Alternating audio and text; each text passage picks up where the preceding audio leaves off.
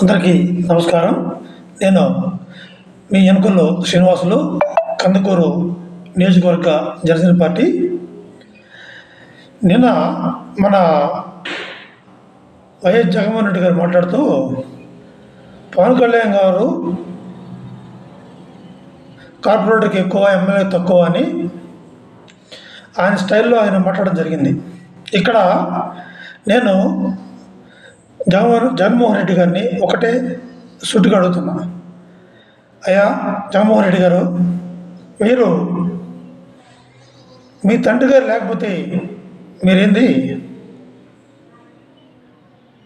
ఒకసారి ఇప్పుడు ఆలోచించారా? మీరు మీ చెల్లెలు గారిని, మీ అమ్మగారిని తీసుకొచ్చి ప్రచారం చేయించి ముఖ్యమంత్రి అయ్యారు. కానీ గౌరవనీయులు ఆంధ్ర రాష్ట్ర ముఖ్యమంత్రి శ్రీ పవన్ కళ్యాణ్ గారు అలా కాదు. ఆయన ప్రజల అభిమానాలు జరుగుని, ప్రజలు ఆయన నమ్మి మాకేదో చేయగలరు, చేస్తారు అని నమ్మి ఓట్లేసి ఆయన్ని అందరి మీద కూర్చోబెట్టారు.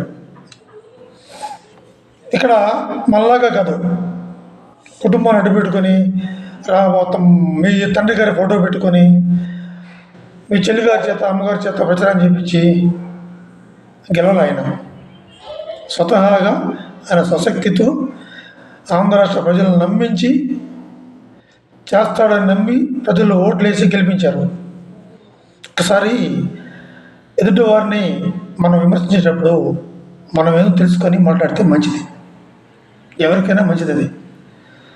అంతేగాని ఏదో మీడియా సోదరులు అడిగారు కదా అని నోటికి వచ్చినట్టు మాట్లాడితే మాత్రం అది చాలా అసహ్యంగా ఉంటుంది.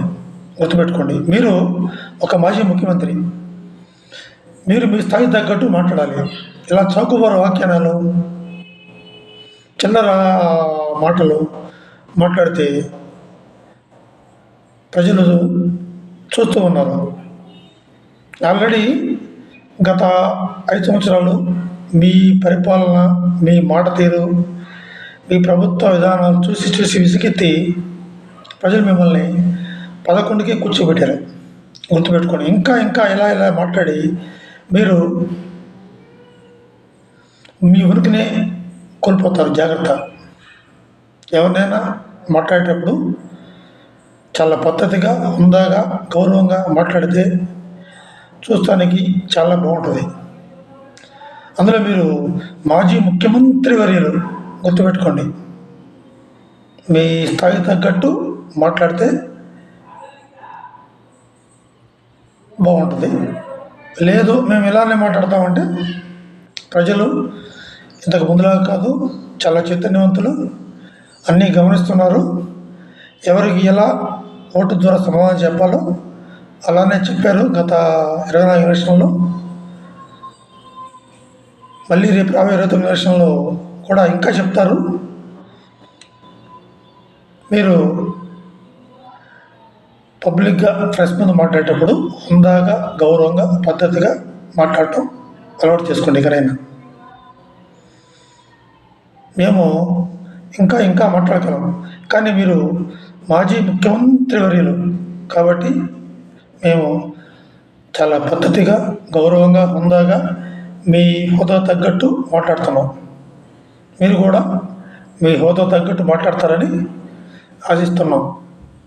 జై హింద్, జై జనసేన.